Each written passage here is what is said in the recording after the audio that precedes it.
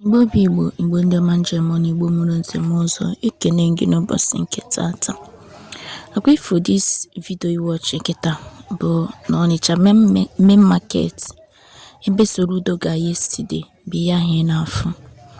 Soludo ma that na that place ga-apụ. He did not even mention it that yesterday oga because normal that na a lot of people there will be chaos yesterday na afia.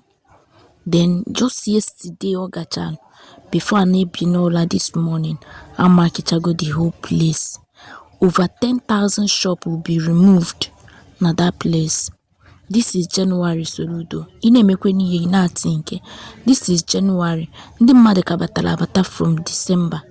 A lot of people emego some expenses hoping that na Afia from now to February they will recover. From now February, March, they will recover back. Then Ibia mark those things. Then Obukwani enough time. 14th of this February I know how many days remain to go. They only have how many days to go. Soludo. How many days? It's not even up to 2 weeks again. How we remove that thing. Money were your own family. You never thought about okay, can you put then obugodi 2 months or 3 months gap. Akabapu December aba. Ka ha making catch corner to ha ma chebe ha gibuse wafia. And another thing is not about demolishing the place. I hope you are ready to build it immediately so that can the back to shop ham. Koha febu that need demolish ya only take 2 years, 3 years or 4 years ibialu. I'm within the government shalolo. I'm within the government shalolo. Biko Obokwi demolish, I said before, Obokwi demolish Afia BC. How fast will those people get the contracts? How fast will they be na habido di solo? Because a lot of shops see them. Do you know what 10,000 shops? 10,000 shops. People that have family to take care of. People that have responsibility. At least he can eat to this January. I'm not saying that government should not build what they want to build, but at least expense gets niaputa. Undi made making when they were even burial to prepare. Some of them were wedding to do. Some of them there a lot of engagement. My it just be yesterday. He had in form of new way of akani yobele one biscuit we will kepe we maya nazu bim. Just be yesterday gina hachi church. Well, why not it was yesterday see so that kobulalo between go and hawa. You told your bulalo. They pay my plan no. How many months kuncho ka inye una chohomka achomke bido ya lawyer pam. Okay ngwange ye unu 1 month.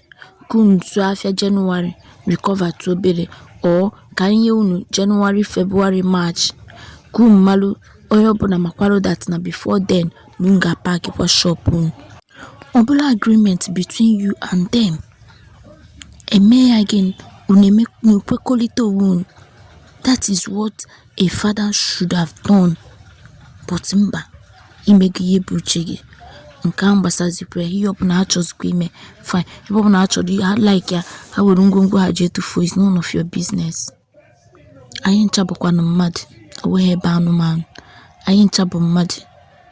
Obugodi that na gini me at least for the sake of God should have given them enough time to prepare to get ready for this thing because afia bonus something not gonna be demolish tata echi more say in 1 week time you people will come back. No, it will take months. If care is not taken, it will take a year. If care is not taken, it might be 2 years to rebuild it.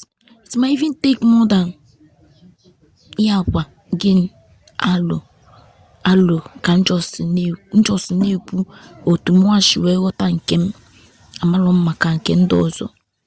But if it's late for me, they should have given them enough time. Okwanum call am non bondo manjemon ke messian echefukene ke subscribe on our channel, comment, share on notification ge chetekwa na kambo wada Igbo Epic blog ofuye na-emegin na-wetere unu ozi na-aga na efere mba ụwa na gị na Igbo language. Ka emesịa ụmụnne m.